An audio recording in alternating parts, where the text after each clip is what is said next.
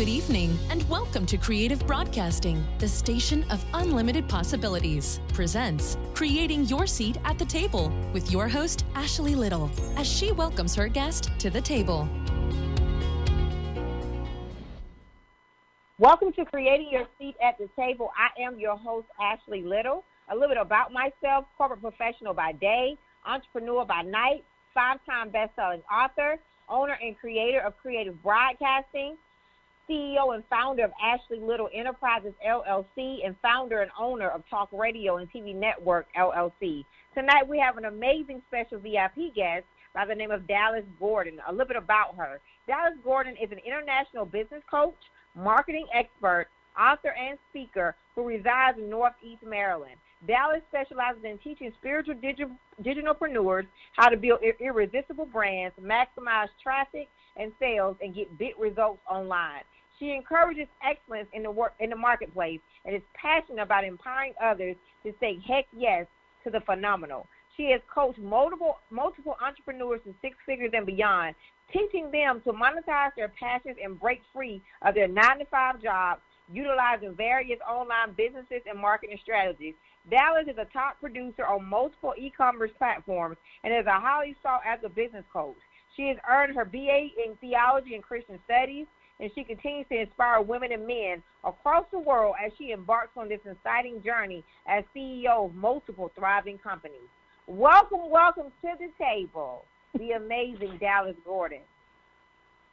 Thank you, Ashley. Thanks for having me. So glad to be here. You are welcome. I'm excited to have you at the table. I know you're going to share some amazing wisdom and knowledge with my audience tonight.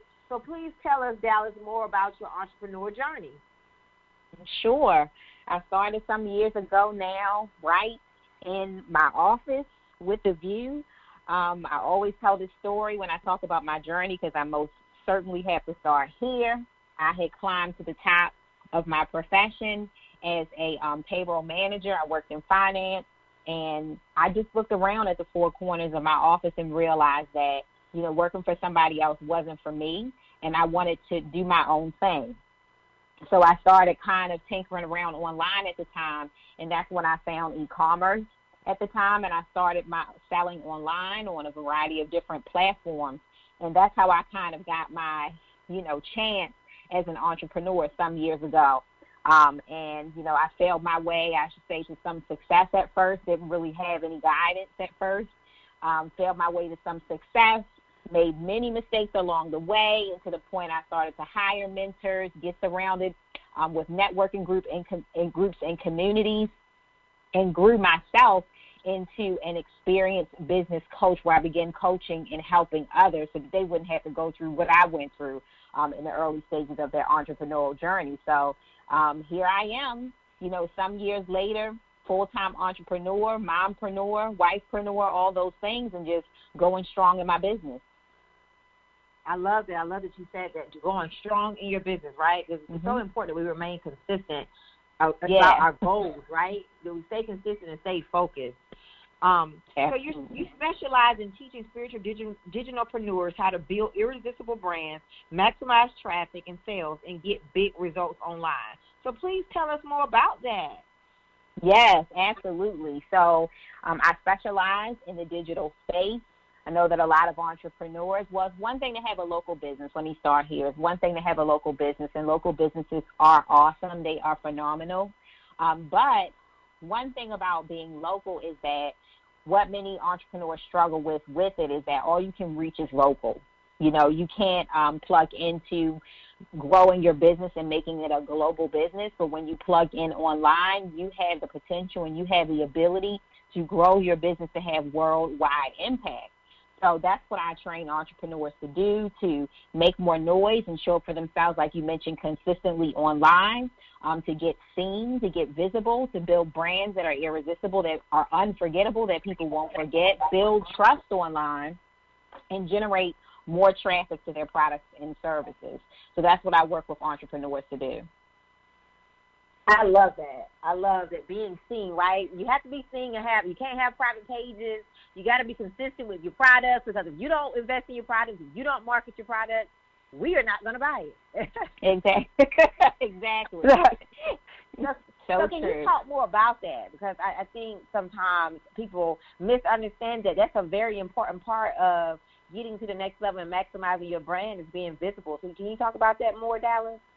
Sure, absolutely. Well, one of the things that I say all the time to my clients and students is hashtag make noise. Show up and make as much as noise as possible, because if you don't talk about you and you're not excited about you, you can't expect anyone else to sing your praises more than you will. So one of the things that's important to know is that, like you said, you can have funnels galore, you can have product pages, you can have products galore, but if no one sees your product or service and nobody knows about you because you're not showing up for you boldly, guess what? You're not going to have what all of us need as online business owners, and that's traffic. So sometimes entrepreneurs may lose confidence within their product or their service because they think that, what I have, nobody wants it. I'm not sure about this idea. I'm not sure about whether or not I really want to put this idea out in the marketplace. Or I tell one of the most common things that I hear when I talk to entrepreneurs is, well, I post a lot. No one responds when I post. Nobody says anything. I'm wondering, should I give up? Well, marketing and making noise online is a lot more than just posting. It's a lot more than that, and there are a lot of aspects to building trust online. So a lot of times it's not necessarily that people don't want what you have. With most things, there is an audience and a raving crowd of buyers that will love your product or service. There's a tribe out there for you. But if you're not showing up consistently and doing more than just posting, it's going to be really, really, really hard to get visible and to get eyes on your product and service. No eyes, no sales. I love that. No eyes, no sales. Now, let's talk more about that, because you said that you got to do more than posting. And I think some people think it's just all about posting. No, it's not. So when you say you got to do more than just posting, let's talk about that. What else do entrepreneurs need to be doing outside of posting? I know being consistent is one of them, but the results count too. Exactly. So when I say more than just posting, it's one of the things I like to say and I like to bring to the surface is that when you're in person with someone, and that is the good thing about local, or if you fly somewhere and you go speak and you're actually able to look somebody in the eyes and shake their hand, that person can see you, they can feel your energy, they most likely know whether or not they can trust you, whether or not they like you and trust you. And I know you've heard before the like, know, and trust factor. When people see you online, it's a little more challenging to get that like, know, and trust factor up there. It's hard to get trust. It's hard to build that trust as fast as it would be in person. So video is one of the ways that entrepreneurs can really, really, really get themselves out there and get that trust going, because people can actually see what you look like. They can actually feel like they're looking you in the eyes. And that is one great way right now. It's definitely the wave of the future, and we're actually in it right now. Right now, video is very, very important. That you get visible if selling online is important to you. I know a lot of people have an issue with getting on video. Maybe they feel shy, or one of the biggest things I hear is I'm a personal person. I'm a private person. I don't like, to show myself on video. But I'm telling you, when I wanted to make a real serious change in my coaching business, that was a change that I made. I started getting on video and getting over myself in that way. And my sales started increasing over time when people could see me. So that's one of the main ways that you can start to get seen online, is really to start showing yourself, being more visible with video. Being more visible with video, that's good. That's good. So I hope our listeners are writing down these amazing nuggets that Dallas is sharing.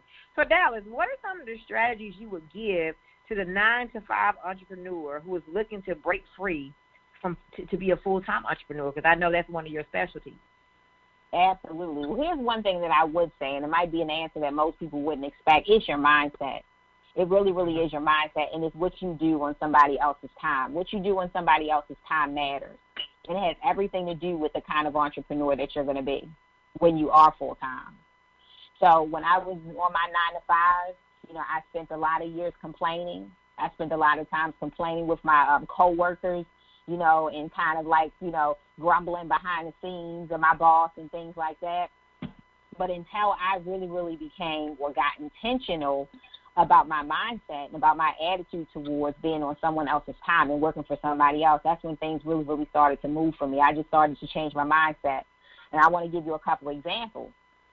And so my coworkers who like to complain on the lunch breaks and things like that, I started distancing myself from some of those coworkers that like to complain. I put up a dream board in my office, hung it on the wall, all the things I could see myself doing. That way, anytime work got hard, I just looked up at that dream board and I could see myself on the beach or home with my kids or with my family or, you know, doing business all over the world. These tools are very, very powerful if you actually use them, you know. Like a lot of people I know right now, we just entered into 2020, so a lot of people are excited about their dream boards. Let me just tell you now, just doing the dream board is not enough. You need to be revisiting that when your thoughts get negative. So I understand what it is to, some people are excited about their jobs. They love their careers, and that's good for those people, and I don't knock those people. But for me, I needed to be my own boss. I was not excited about my career. I didn't like having to have permission to go to the bathroom. I didn't like 30 minutes lunch breaks, having to rush to eat my lunch. And I couldn't imagine, because at the time when I actually retired my job early, I was pregnant with my daughter. I couldn't imagine having to take her to the sitter and drop her off. I wanted to actually be there for her first steps and things like that. So these are the type of things that you want to keep before you. You want to stop complaining. You want to have a positive attitude. What I started to do was ask myself, how would I feel if my employees or my team complained about working for me? How would I feel if they weren't committed to my vision? And I started bringing that energy with me to work. And my whole train of thought was, when I leave this place, they're going to miss me. They're going to be begging for me to stay. I'm going to be the best payroll manager that they've ever had. I'm going to be the most loving. I'm going to be the most motivating. And when I come to work, you know, I'm going to bring that good, positive energy that I would want somebody I hired to bring to me. And it seemed like so fast. I'm telling you, it seemed overnight that I was retiring that job. Of course, I had to find something that, you know, while you are working, it's good to have a side hustle or to have a business that you start, you know, in the evenings and things like that. Of course, you want to start somewhere, but at the same time, you don't want to shoot yourself in the foot by starting somewhere but having a terrible attitude on somebody else's time, because you only get in your own way that way. That is so true. And it's all about mindset, right? It's all about mindset. So for our listeners that are listening, make that vision board. You know, you have to be a good servant at what you're doing, right? Of course, go ahead and create other opportunities for yourself, but it's all, like you said, it's all about that positive attitude and manifestation, manifesting what you want. Right. Absolutely. I don't think people know how powerful manifestation and words are. Very powerful, very powerful. And in the same way, I used to walk across the street every single day on my lunch break. There was a big old Target across the street. I used to walk across the street every single day. On my lunch break, there used to be moms in their sweat clothes pushing their babies around. And at first, I'm like, oh, what are they doing here during the day? Why aren't they at work? You know, I had a whole bunch of complaints, you know, about the moms pushing kids around during the middle of the day. But until I changed my perspective and started seeing those moms and smiling and saying, I'm going to smile because that's going to be me soon.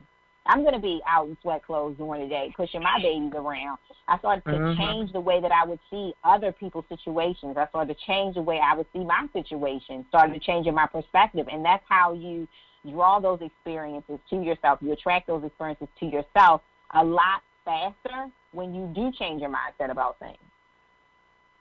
Yes, it's all about mindset. You are definitely correct. I love that. And I'm loving that you're talking about that and the manifestation of it, and how you really you just manifested your way out of corporate America. Right. You did. Yep. So for our listeners that are listening, be careful what you say and make sure that when you talk to yourself, when you speak in positive words, positive affirmations, positive things that you want to see happen in your life. Absolutely. Because that's the key to your destiny, right? And you don't know what one word can change your whole life. So be careful what you say. Very true. So Dallas, what are some marketing strategies you would like to share with entrepreneurs? What are some marketing strategies that you're able to share tonight with our entrepreneurs that are listening? What I would say is that right now is a great time to diversify your marketing strategies. So a lot of people have, I would say, become dependent on certain social media sites for marketing. I would say to make sure that you sort of like own the data that you collect. So I would say that now's the time to go back to old school. What I mean by that is because I think, like I said, a lot of entrepreneurs, we've gotten spoiled. Some of us have even gotten lazy. We depend on Facebook and different social media sites like this.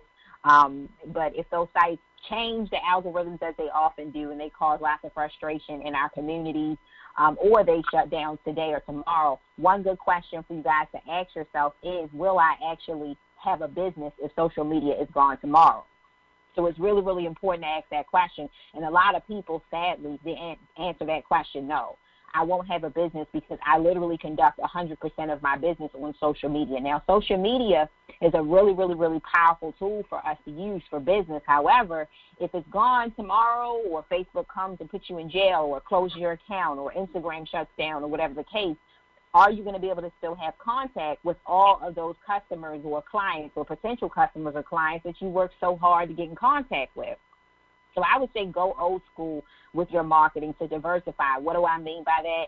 Get on calls again. It's time to start building those personal relationships out on calls. Get out to conferences and networking events. Go shaking hands, whether you need to get on a plane and travel to some or do some locally. Start to shake hands again. Start to make contact again and actually have real conversations instead of everything being on social.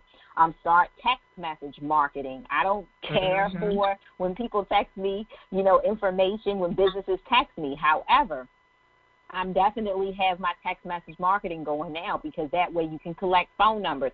Email marketing. People say that email marketing is dead. Guys, it is not dead. Make sure that you have your client's email. So, yes, do social media, do market on social media, but make sure that at the same time, simultaneously, you're also using these other marketing strategies. And I call it old school, because sometimes the old ways, they aren't broken, they still work. And a lot of that stuff is going to help you to stay in touch with your clients and customers no matter what happens on social. So always make sure to have that backup. And I'm glad you spoke about that, the marketing strategy, because I saw a conversation in a particular group probably a couple of days ago, a group that I'm in, and it was two people going back and forth about email marketing versus text message marketing, and how text message marketing is the way to go now, right? And then basically what you said, that email marketing was dead. No, it's not. It depends on how you use it. I would say use both. But, yes, text messaging does reach quicker, right? Because it's right there. People checking their text message. They're always on their phone. But also email marketing is not dead. You're right. I agree with you on that. So I would say use both. Right, absolutely. Use both. I mean, you're not going to be able to send as much information in a text message, nor are you going to be able to blow up somebody's phone, every single day. But you can have an ongoing conversation with them in their inbox where they can open if they choose or not. But you can have an ongoing conversation in someone's inbox just like your friend, and conversate with them and it's almost like you're getting to know them. And I had a training last week where I was sharing with everyone that marketing is just like dating. Marketing is just like dating. When you go on a date, no one wants to feel like a piece of meat. No one wants to feel like that you're trying to take them to first base on the first date. Nobody wants to feel like that. Now, is it possible that could happen down the line? Yes. But nobody wants to feel like a piece of meat when they're dating.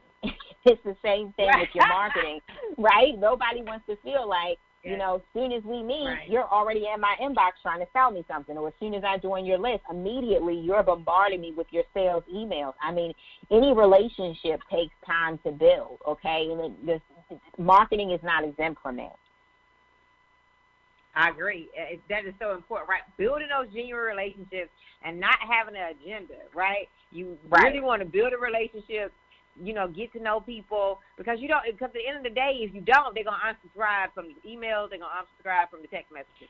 So absolutely. It's important that you build the relationships. Right. So you are a top performer in multiple e-commerce platforms. Then that's amazing. So please tell us how you accomplished these amazing goals. What did you do to become a top earner in multiple e-commerce platforms? Well, I started out with my own. Back then, I started out with my own store.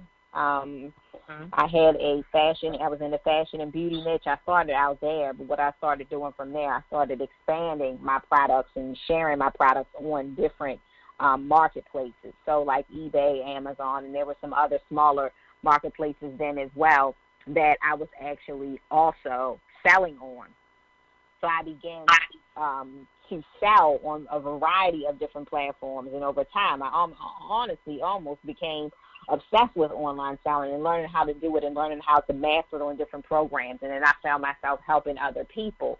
And down the line, I started flipping stores, so I stopped actually having my own store. But what I started to do is designing stores for people, and this is just, you know, part of my journey. I don't do a lot of this much anymore, but I started to design high converting stores for other people, and then, you know, selling them or just design and flipping those stores. I focused on certain platforms for periods of time, and I teach how to sell on certain platforms like Amazon, eBay, marketplaces like that, where I've learned how to master selling on those platforms and be able to hit income goals and things like that very quickly. So e-commerce is kind of like my stomping grounds of my business towards the beginning. And it's just, you know, I just got on those platforms. I have invested in myself. Of course, I've hired coaches along the way to help me to get where I am with that and where I was. And I just was consistent on those platforms until I actually could figure out how to hit those income months that I desired, and started teaching other people how to do the same. And you stated you invested in yourself, right?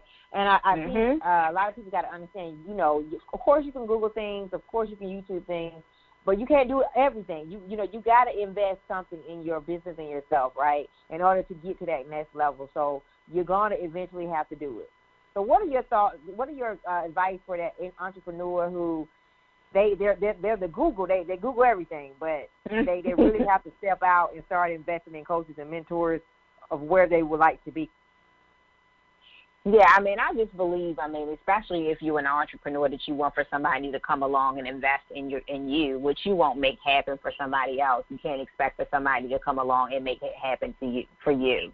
So if you're, you know, wanting to sell courses, or you're wanting to start, you know, your e-commerce store, you're wanting to have a service that you're going to provide to other people. If you never, ever, ever can support businesses in your community, but you're always expecting for other people to support you, it really, really doesn't work that way. You really, really do reap what you sow. So you want to make sure that you are sowing. You are sowing into your own business by sowing knowledge into your own business, okay? And I think that every business owner should have a budget for training, for investing back into themselves so that they know what they're doing, but they're also supporting other people's businesses. I think it's very vital. So over the years, I've invested hundreds of thousands, probably dollars in training by now, whether it's a coach. I'm always working with a coach. As a coach, I think I should always have a coach. I'm always working with a coach. I purchased thousands of dollars in courses, you know, and all kinds of stuff where I've invested this money, and I continuously invest in my own education, but you're also making something happen for somebody else. And that's an even deeper thing that you're doing, is that you're making that vision happen for somebody else. And how, you know, and so that other people can do the same for you. I think it's really important. Absolutely. And that you're right, that investing in yourself, and if you want people to invest in you, you got to be that person as well, and you got to be that person that's serving and helping others and investing into others as well. That's part of it. So thanks for shining light on that, because being a servant leader is key. Serving others is key to getting there. So I asked all my guests this question, and, of course, Dallas, you have built multiple tables for yourself. So how did you create your seat at the table? Well, you know, I saw something in my life that I wasn't happy with. I knew that I wanted to have a different life. So I started to be open, have an open mind. I started to look for opportunities for me to create my own seat at the table.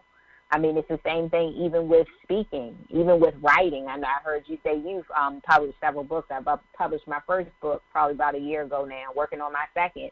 You know, you want to have a voice, you know, and you don't look for people to give you a chance to speak. You have to start speaking and using the gifts and talents that you have right now, your God-given gifts and talents that you have right now. You need to use them in a now moment. You don't have to wait for a fancy microphone or a stage to start speaking your truth. So you create opportunities and stages, and you create a business and you create a life for yourself every single day. When you wake up and you get out of bed every single day, the question should always be, what are the top things I can do today that I can actually finish today that are going to bring me closer to my dream life, or what I want to be doing, or who I want to be reaching, or, you know, where I want to be. And you just follow that course a little bit every single day. It's not going to happen all overnight, but it's the little things that you do every single day that get you closer to where you want to be. Right. Even if you're spending, and I'm glad you put the shine light there for our entrepreneurs that are listening. Even if you're spending 20 minutes a day, you're doing something. You're getting closer to your goal, right? Absolutely. It's better than not doing nothing. Mhm. Yep. You'll be so much closer than that person that always talks about it but is never about it. You'll be so much closer. I always tell people that I live by the 1 to 3 things done rule is what I call it. So every day, I'm not looking to get 50 things done today. I'm looking to get 1 to 3 things done in my day, but done, though. Done. Not things I touched on, not things I dusted on, but things I actually finished. And if you start to do that every single day, by the time you get to the end of the week, you would have gotten 10 things done to get you close to your goal, where the person just talking about it got nothing done. Right, because, you know, and I'm glad you said that, because a lot of people want the fame, right, and want the end result, but they don't want the process and the work that's behind it, because you have to do the work. You have to do the work. Absolutely. Absolutely. Got to show up, got to put in the work, got to believe in yourself, you got to put in the mental work, and you got to put in the physical work. And I think that a lot of people think it's going to come overnight, or like I said, a lot of entrepreneurs go into their day with, oh, what 50 things can I get done today? And what happens is that you get to the end of your month or you get to the end of the year and you haven't accomplished much, and that's because you've literally just been dusting off your products to make them look polished and shiny, but you haven't been finishing anything. So I think the key is in narrowing down and getting focused, you know? And I don't know if you heard that Will Smith, that the recent post that I think Big Ticker was interviewing him, and he was talking about when you're chasing your dream, or when you're, you know, going after your goals and your dreams, it's a lonely path. It is, but you have to be fearless and relentless. Right. I don't think I heard that, but it's so true. I agree. I agree, and it definitely can be a lonely path. Because a lot of the people, especially the people that you start out with, most likely you're not going to be a lot of the people that you end up with, because they're not going to understand your discipline and determination towards what you want. But if you were doing what you used to be doing, and you were going to work, or you were doing whatever they're used to seeing you doing, that's okay. But what happens is that people look at you, and your growth and your drive makes them uncomfortable when they're not doing the same things you're doing. So I always tell people, you don't have to cut them off. Grow, they'll follow. Yeah, absolutely. It's so true. I posted something like that the other day. It's so true. You don't even have to go around cutting people off. Trust me, your growth will make people uncomfortable. It'll make family uncomfortable, friends uncomfortable. It will make people uncomfortable, and they just won't feel good being around you. It's not your fault, but it's the moves that you're making that are making them uncomfortable and reminding them of how stagnant they are. So that's just something that, you know, it happens naturally. When you choose to truly grow and get committed to that growth, yes, it sometimes can be a lonely path. For sure. Because you got to protect your peace and your mental health. So for our listeners that are listening, everybody can't go. Understand that. Everybody cannot go. Be okay with that. Very true. So we all have a process on our journey. So what did failure teach you on your journey, Dallas? Wow, failure. Wow, it taught me a lot of things. I think that mainly, though, it taught me that my journey is my journey, and there is no shortcuts.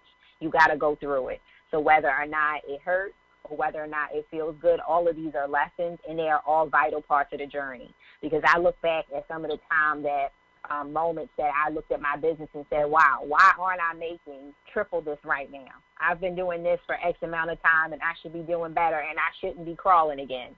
But now that I look back, if I had the perfect journey at that time, I wouldn't be the person I am today. So sometimes, unless the road gets rough, we don't grow.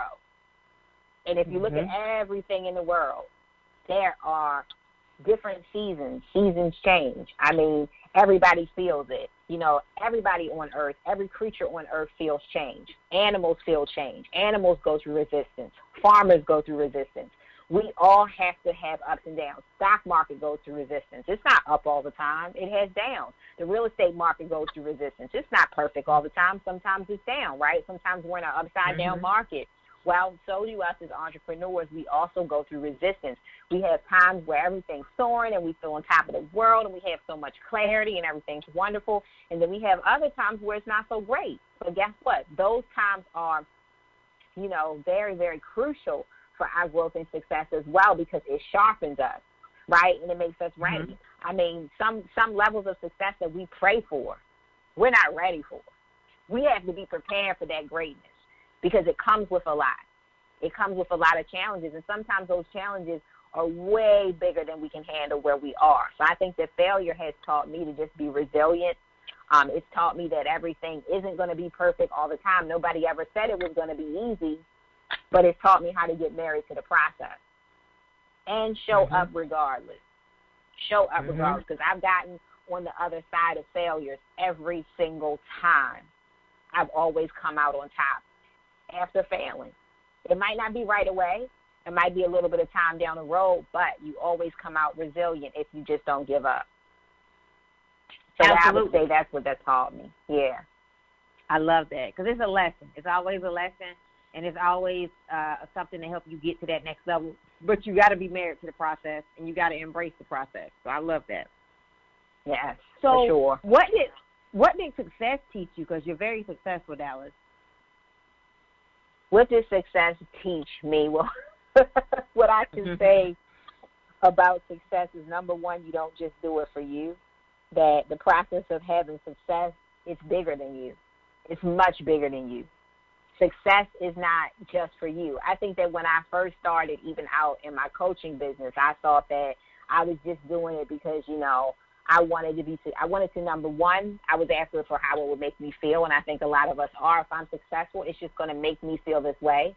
I think I was out for my family, where I want to be successful because I can contribute to my household and we can do A, B, and C. But yeah, I want to help people. We all say we want to help people, and it's just something some people kind of throw in at the end. But I don't think that we realize is that success is service. It's service to others, and it's way bigger than us. It's way bigger than us.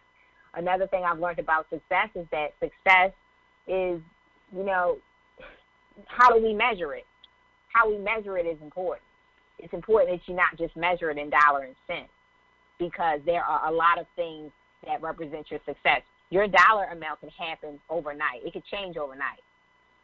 And that means that goes up and that goes down. A lot of the business owners say, oh, I'm a 6-figure business owner, I'm a 7-figure business owner, I'm an 8-figure business owner and beyond. You know, what they don't tell you is that, yeah, maybe part of the year, or maybe last year they were a 6-figure business owner. Maybe a certain portion of the year they made that money, but maybe the rest of the year they did not. So that money fluctuates, and money can fluctuate. You can be on top of the world financially and next year be going bankrupt. Money comes, money goes. But it's all about how you measure your success as well. And be grateful, and don't forget about those wins, because not only do I make great money, you know, and I have my ups and downs still sometimes with money, but I have a wonderful, beautiful, healthy family as well, and I'm healthy, and I'm alive and well, and I can actually experience my money when I make it. And that's success. So what does success look like to you? Everybody has a different version of it. We have to be really, really, really careful with how we measure the success, because I've seen way too many people on their deathbeds, and when they look back at the money they've made, that money can't save them. It's just in the bank. It's just in the bank. They've all looked back over and regret on their relationships and how they really spent every moment of their life, and how grateful they were, and how they actually experienced life is what they really measure their success to be at the end. So don't miss those opportunities to kiss and hug your kids, to be with those people that you love, to laugh, to get outside and just, you know, breathe the air days, and just be grateful for your health, because all of those things measure your success as well. And just don't forget about that.